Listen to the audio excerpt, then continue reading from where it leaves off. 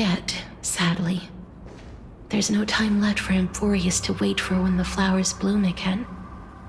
Now, death is the power at my fingertips. It once led the souls of the deceased here, but I shall open the gate of the netherworld and return you to the realm of the living.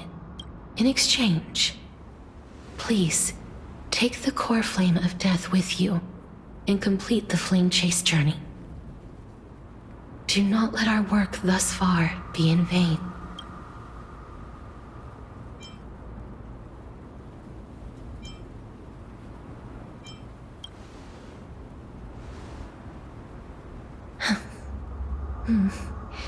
Just like the other demigods, I will stay here and embrace my destiny. That being said, it is not easy to guide a lost soul back to the mortal realm. The whispers of death are sweet and alluring. If your determination wavers, you will succumb and be forever ensnared by the netherworld's grasp. Please consider this a one-time exception. I will do everything in my power for the flame chase journey. And for your life, the only life I can save.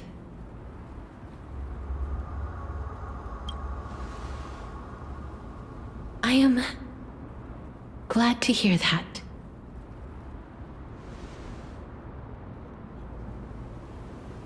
Over here!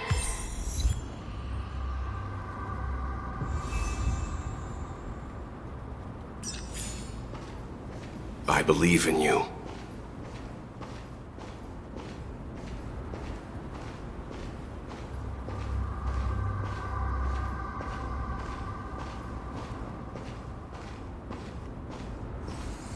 Please, I beg you, look back for me. Just forget about all the hardships. Lift your chin up high and step forward with us toward tomorrow! That's right. Keep your eyes on the dawn. Look back for me. Onward. Show me your courage.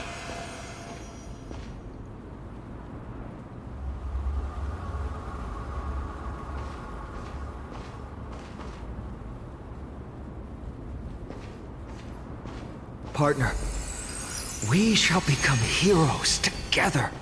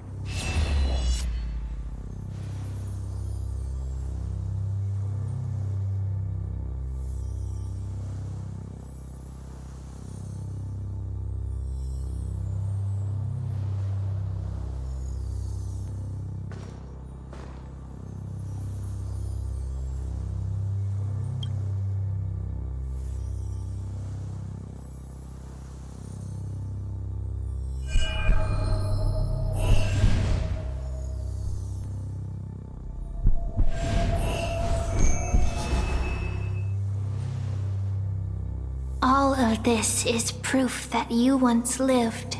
Your soul, your memories, the years you've journeyed through, and the path they revealed, leading you back home. So, continue onward. Do not stop moving forward, and do not let her sacrifice and the support of all who have stood by you be in vain. Over here, friend! Take my hand. Let's go home.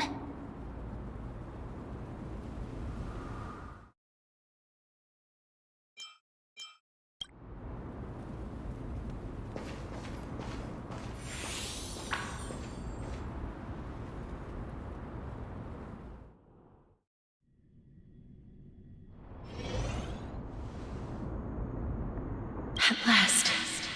I knew you could do it.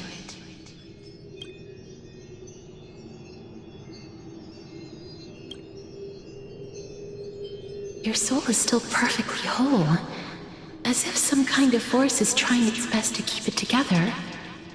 Is it Orynyx's final blessing? Or is it a miracle of your own? It's truly incredible. Such a strange surge of familiarity. So hard to describe. Perhaps it is fate, once again fulfilling its own design. Or perhaps it is the laws from beyond the sky, so familiar to you, that intertwined our fates long ago. It seems that this is a riddle which cannot be solved anytime soon. The sensation of becoming a demigod is truly wondrous. It's as if the river of souls is winding its way through the depths of my spirit, transforming with each breath into a fine rain that nourishes the world. Do you recall that prophecy? At the end of the sea of flowers, the souls of the living shall warm thy fingertips, and after an embrace, there shall be eternal separation. I promised you that I would do everything in my power to give it another meaning. Now, as I stand as a demigod and destiny draws to a close, I can finally end it in a way that is as beautiful as it deserves. The wish I once sought, but could never grasp, is now within reach. In this brand new world, every blooming life will lift its arms in celebration and recount the profound meaning of this very instant. Every touch, every embrace we share will never again be an ice-cold loss. They will radiate with an intense warmth, sowing love far and wide throughout the land.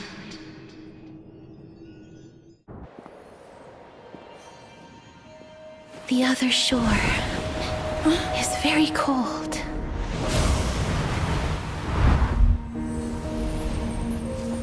May I borrow your warmth? One last time. Thank you for fulfilling this wish of mine. The place I'll be going to is what humans call the Land of Sorrows.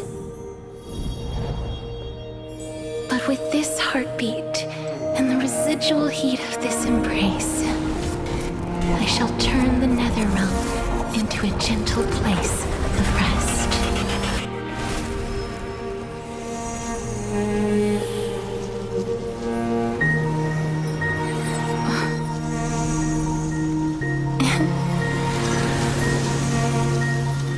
This embrace may be brief, but it's the proof that I once lived. Farewell, then. May we reunite in the new world.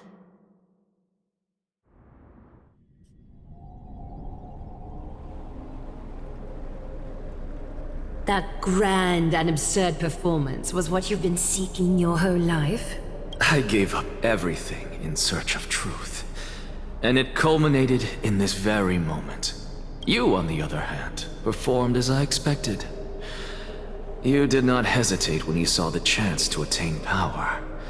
It's as if you... Crave power, like a fly craves rot. Those are your words, not mine. But what you said at the end... Did you already know what I had planned for Thynan? I may have lost an eye, but my vision is clearer than anyone else. You've nearly exhausted your humanity. You're no different from my current state as a walking corpse. That's true. I've long since burned to ash over the past 1,000 years. Only he is capable of unleashing a raging fire that rivals our final great enemy, Aquila. So, this is our last chance. How about we let go of the bad blood between us? May I resonate with your core flame, Aglaya? Please do. That's impossible. To persist with your soul thinned to such an extent. You're insane. Just as you fight to lug your corpse onward to complete your unfinished goals, I have my own reasons for doing this. Until Finan grows into his position as the prophesied leader, I must continue to lead everyone on the flame chase journey. I must keep inching forward, even if only as an empty shell. I've long predicted this was the case, but I didn't think you'd already lost so much. How ironic. We would have avoided so many misunderstandings if you and I had just spoken this candidly before. But casting aside our ideological differences, there is one thing you and I agree on. Finan. Yes. He was born to be a hero. He understands the hearts of the people, and I can confidently say he is a far better leader than you. Only he is capable of fulfilling your mission. Sadly, he is a man cursed by Nestia. But by my estimates, his horribly elaborate sense of style should not impede Era Nova. Congratulations are in order. We found common ground at the very end of our destined paths. When you put it that way, it makes me want to take back what I said. Aglaya, we're back. Come welcome our great hero reborn from the ashes. I hope he didn't hear your earlier assessment. It wouldn't be the first time I criticized him. A man should be aware of his own shortcomings.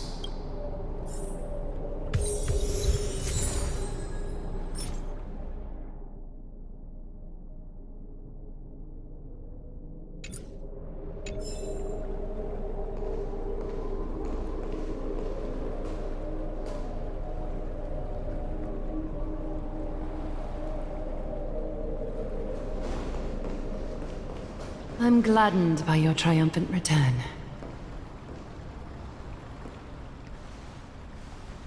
But I don't see Castris among your number.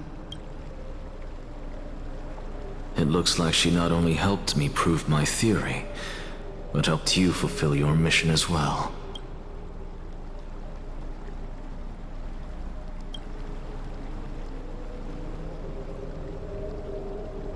She might not have been able to change her fate, but she still wrote the final verse of her epic herself. Dreamin, please recite the prophecy for us. Trailblazer, please surrender that scalding core flame for us as well. You are the only life she ever saved by her own hand in her 1,000 years on this earth. I believe no one is more qualified for this noble task.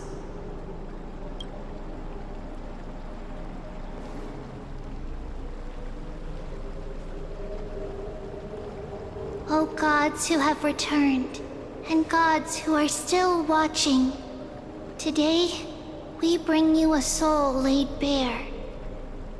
The Hand of Shadow, Thanatos, remembered their name from the past. From daylight they came, and to their fragrant dwelling they return, to walk now among your ranks. And there was one who joined hands with the Titan, a traveler risen from the dead, and reborn among mortal kind. She is the everlasting night, and shall now proclaim in her good name O majesty of the 12 titans, pillars of the world, we seek your divinity to mend the rifts of the world. Fill our bodies with blood of gold till we wither in willing service to the prophecy. Step forward, trailblazer from beyond the sky, and together with us, surrender the core flame and carve their star into the sky.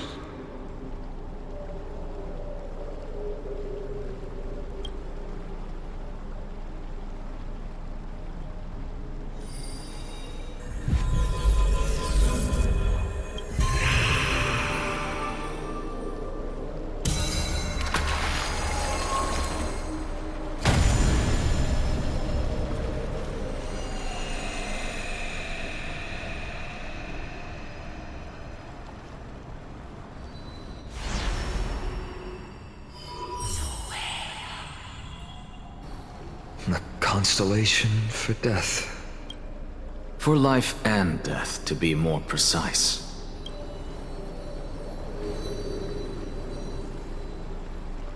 Look! It's...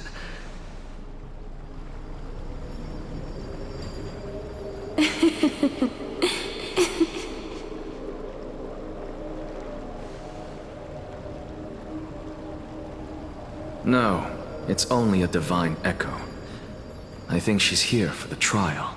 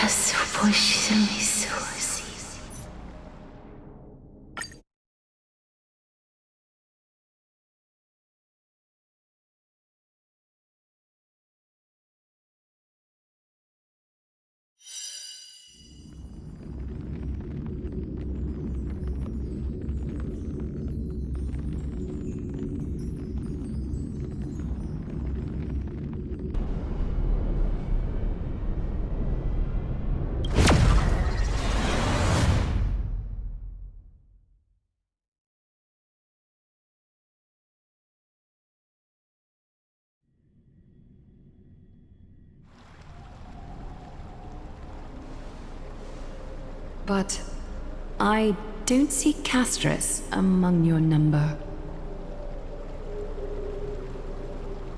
It looks like she not only helped me prove my theory, but helped you fulfill your mission as well.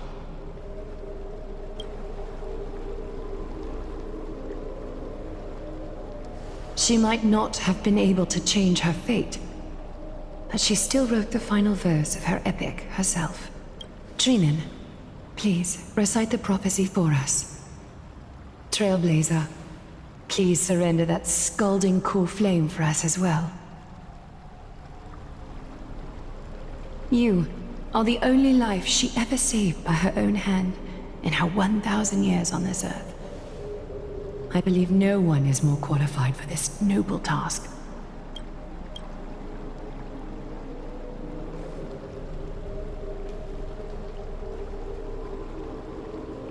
O gods who have returned, and gods who are still watching, today we bring you a soul laid the hand of shadow, and there was one who joined hands with the Titan, a traveler risen from the dead and reborn among mortal kind. She is the everlasting night, and shall now proclaim in her good name, O majesty of the 12 titans, pillars of the... We seek your divinity. Fill our bodies with blood of gold till we wither in willing service to the prophecy. Step forward, trailblazer from beyond the sky, and together with us, surrender the core flame and carve their star into the sky.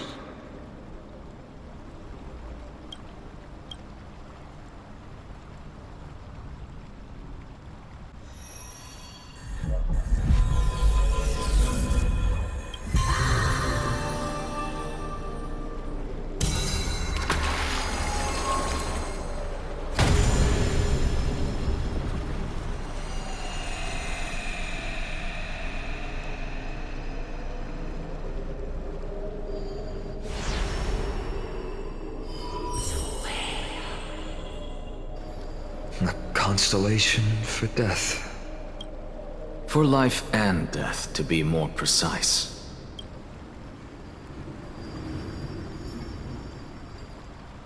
Look! It's...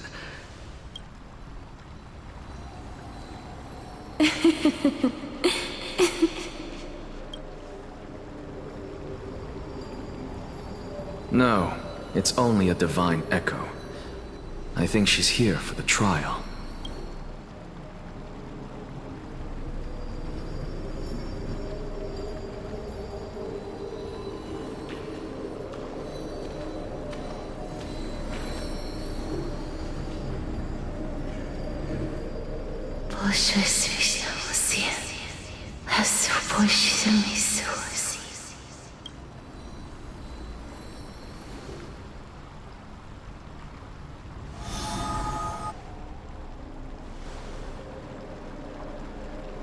What did she say? That's the language of the Titans. Castorus. No. The Titan. They said, I have illuminated the cold shadow of death. Onwards. For your path to the future is bright and its flame eternal.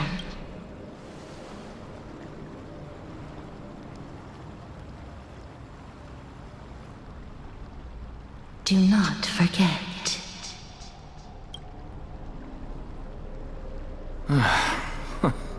She made quite a scene. I suppose it's my turn now. I won't stop you. Professor, you... What's with that look? You were present. So, let's get this execution over with. We wouldn't want to bring shame to Akima's divine laws or keep me from creating a new world. You never change, do you, Professor? I don't understand. If your theory is correct, you'll lose all memories of your past life once you become a Titan. So what's the point of becoming a god? Of course there's a point. Even if I forget who I am, I'll still have my brilliant mind. It goes without saying, I'll find a way to retrieve memories of my past life. Besides, I still have you, don't I? I still don't really understand what you said during the assembly. Even if it were true, things reforged from memory could never be the same as the original anyway. Then allow me to tell you right now that you're wrong. What exactly are we? My answer is that the Chrysos heirs are the future Titans and vice versa. Of course, this answer only applies to us. So, what are we when it comes to regular mortals? The very essence of the world, our souls, are tiny invisible seeds that hold records of each person's memories of the world. And we are the buds that sprout from these seeds to grow into great trees. Is that what new sporism means? Correct. Once our physical bodies are born, we become new extensions of the world. From there, we plant our seeds into someone's memories, and then scatter them into the hearts of countless people in the future. Just as seeds are affected by their environment, so too will our appearances differ across memories. But the partial memories we carry will always be the same, because that is just how the world is. To destroy our very existence, one must destroy the world itself. But we have someone who will still live on with his perfect memory. That person is you, child of Kefali. This is what it means to be the world-bearing Titan. So, carry everything of this world and live on. Don't disappoint those most precious to you. Don't disappoint Lady Goldweaver. And especially, don't bring dishonor to my theory. Anaxa, I swear to you, I'll lead everyone to our reunion in the new world. Good. That is all I have to say. Farewell, everyone. May we meet again in the next life. Farewell, great performer. May Circes safeguard your thoughts. Are you satisfied, Honorable Titan? Very. I hereby swear I have borne witness. Anaxagoras of the Newsporists and the Grove of Epiphany has successfully overcome the trial of reason. Thus, I shall confer upon you these words. You shall transcend the peaks of purity and return to corruption and hardship. Oh, so that's a god's prophecy. It sounds like you just rephrased my past, present, and future.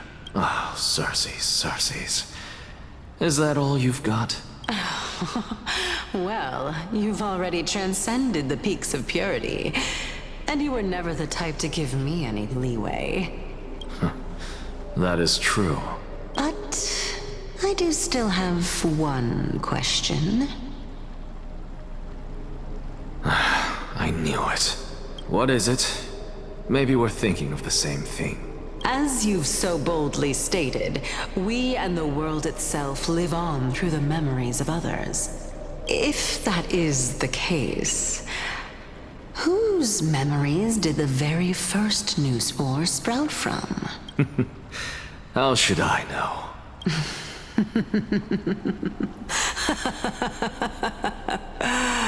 Oh my.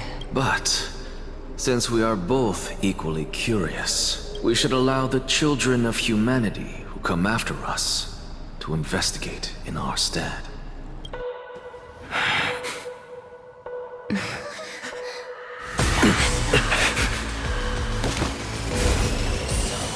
Rejoice, Circes. I sow the seeds of suspicion in the new world with your soul! And now, the objective is complete. That is all.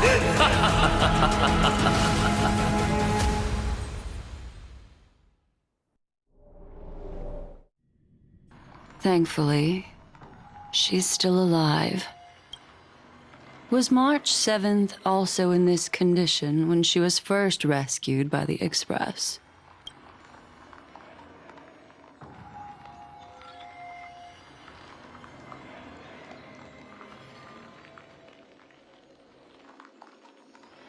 But she still woke up naturally.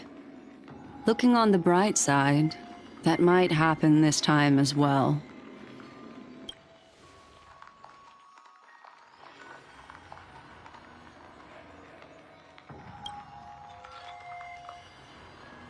I do not have conclusive evidence, but judging by her current condition, perhaps March 7th's memories have been hijacked. Think about it, Miss Himiko. What will happen when someone loses their ability to remember?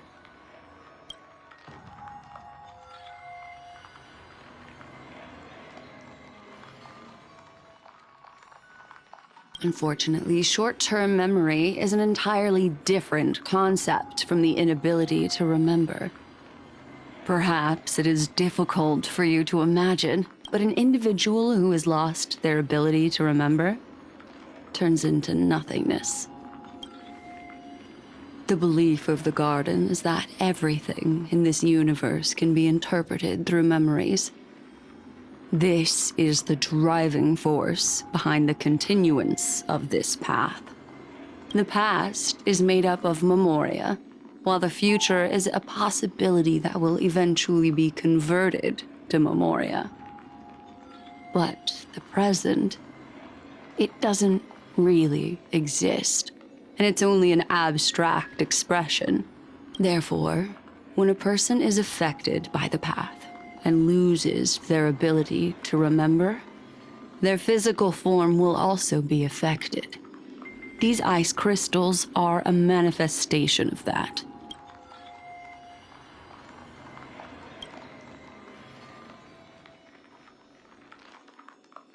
Is Miss Himiko suspicious of me?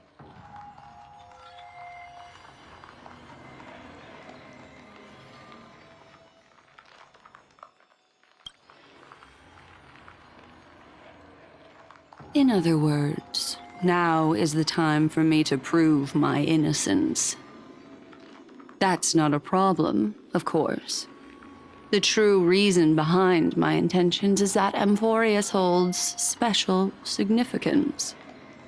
For some memo keepers of the Garden with extremist views, it is a perfect example. A world that can only be seen through the Garden's mirror means that memo keepers have the right to keep the world in their private collection. If those Pathstriders of Remembrance were to uncover the secrets of Amphorius first, they might unleash their wild ambitions and remodel more worlds into a similar form.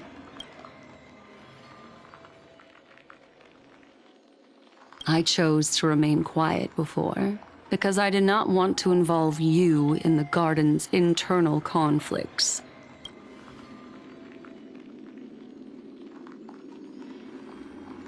You can be even bolder with your guesses. The people that I am talking about, they aren't just individuals. They are an organization that has already attached itself to the pinky finger of Fu Li. I cannot be certain, but at the very least, they are capable of doing so. I am deeply sorry about what has happened to March 7th, but the deal that I propose still remains a fair one. Amphorius is still an excellent destination, and investigating further might allow us to uncover the truth behind the accident. Miss Himiko, the wisest choice right now is for us to continue cooperating. Let me take back a part of what I said just now, Miss Himiko. Although we indeed struck a deal, it seems like I have involved you in some unforeseen danger. Please accept my deepest apologies. It's Fu Li. Their gaze has just swept across Amphorius. Oh, how interesting. I never expected a mere memo snatcher to be actually hiding so much inside her head. What's even more interesting is that the word Amphorius has appeared in her subconscious. This lady seems to be having fun. Is she usually like this? It's hard to explain.